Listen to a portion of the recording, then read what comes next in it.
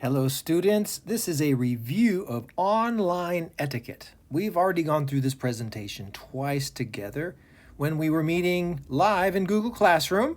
I'm recording it for you now so you can listen to it whenever you need to.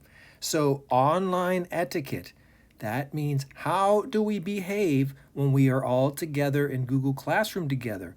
There are 22 students, and so we need to make sure that we know the right time to talk, when to mute our microphone, and all of those details about how we behave so that we are polite, so that we have etiquette when we are together.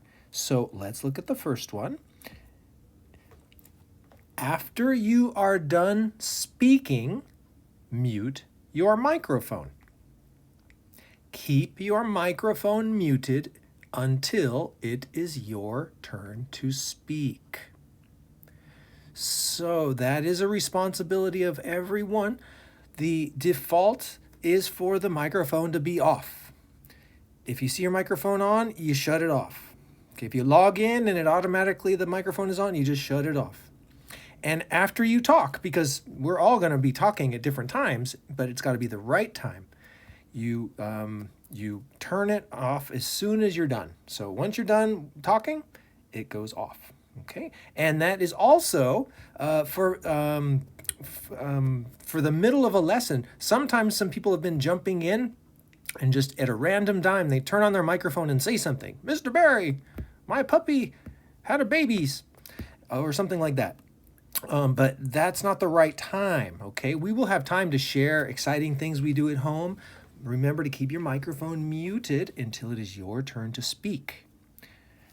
Use your headphones. We've talked about this, and if you don't have headphones, we can get some for you. I have a whole bunch of headphones in my classroom, and I will give them to anybody who needs them next time we do one of those drive-by pickups in the parking lot. And the reason is, well, number one, to keep you focused on what we're doing on the computer, because there can be distractions at home. There's other people talking. There might be a television on. We really need to be working in a quiet place. And headphones go a long way to keep you focused on the work that we're doing, so you're just listening to the class and not listening to all these other sounds. And the other thing is to save the sanity of everybody else who's listening to you, because when you don't have headphones and the sound comes out the computer and your voice goes into the microphone and the sound comes out of the speakers and into the microphone over and over again, it sounds really unpleasant. And we want to hear your real voice in a nice form so that we can hear the details of your voice without any other noise. Okay, so please use your headphones. Next, keep your eyes on the screen and speak in a clear voice. We're together for a long time every day, so it's hard to keep your eyes on the screen the whole time. But as you practice, you'll get better staying focused. And also, wearing those headphones will help you stay focused, because you'll be listening just to me and the class and not just listening to other sounds that are in the background. And also speak in a clear voice. When it's your turn to talk, you want to speak loud enough that everyone can hear you. So speak in a clear voice. Pay attention to the teacher.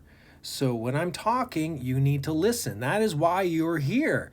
You're here to learn. You're a student, and that's your job. And paying attention to what I'm saying while I'm talking is very important for you to continue learning what we're studying. And be prepared to write words on your paper.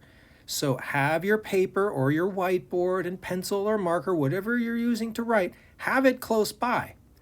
You don't have to write every word that we're writing, of course, but sometimes there'll be a word that you should be ready to write down. And I'll let you know that you can write it quickly, because oftentimes students will get bogged down trying to write with perfect penmanship when all they really need to do is just write the word down to remember what the word was, or just to practice, just taking notes. So write the words quickly. It doesn't have to be perfect handwriting when you're just taking notes. You can save the perfect handwriting when we're doing writing lessons. And finally, Take turns talking with others. We have not yet tried this in class, but we are going to experiment with it this week, where students will do all the talking and Mr. Barry is going to keep his mouth closed. And it's going to be interesting to see how students interact with one another taking turns. And the bottom point, learn to speak at the right time. So part of etiquette is letting other people talk. You need to be polite to other people and give them a chance to talk too. So when it's time for kids to talk, it wouldn't be fair if you did all the talking yourself and you talk, and there's 2 other kids in your team and they don't get to talk at all. So part of etiquette is learning to speak at the right time. Wait for the other person to finish what they're saying before you talk. And when you're talking, remember that you should stop and let other people have a chance as well.